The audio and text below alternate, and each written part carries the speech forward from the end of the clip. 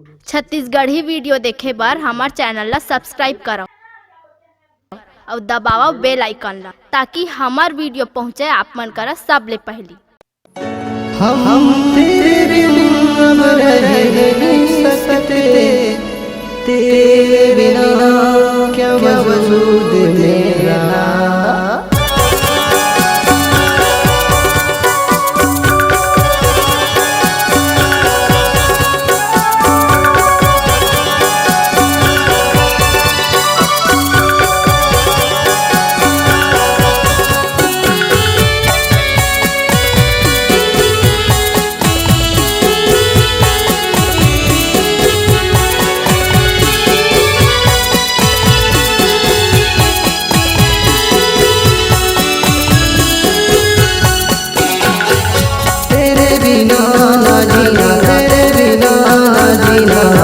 आजा जग जगले से, आजा जग जगले से, तेरे बिना ना जीना, तेरे बिना ना जीना।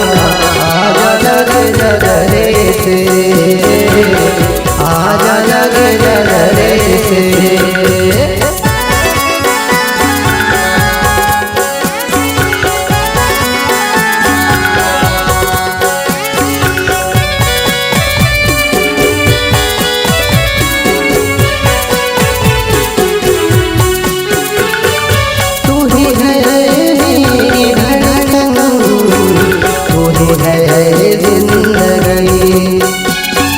तेरे बिन न रह सकूंगा, अब आजा दिल लगी।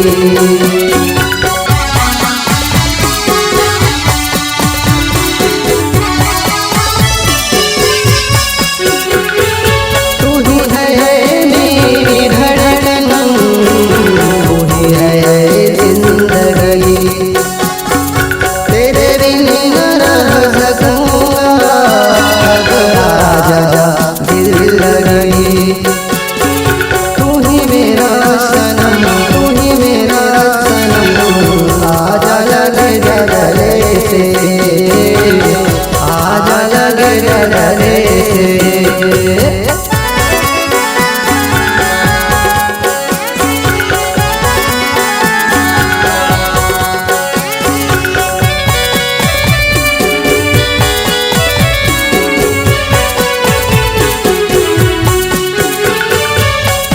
तुझे पाके मैंने जहाँ पा लिया, मेरे दिल में तुझको ऐसे बसा लिया।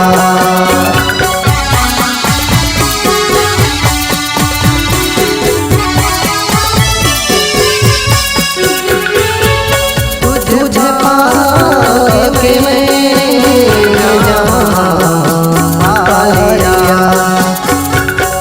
मेरे दिल में तुझको ऐसे बसा लिया। जाना नहीं सनम, जाना नहीं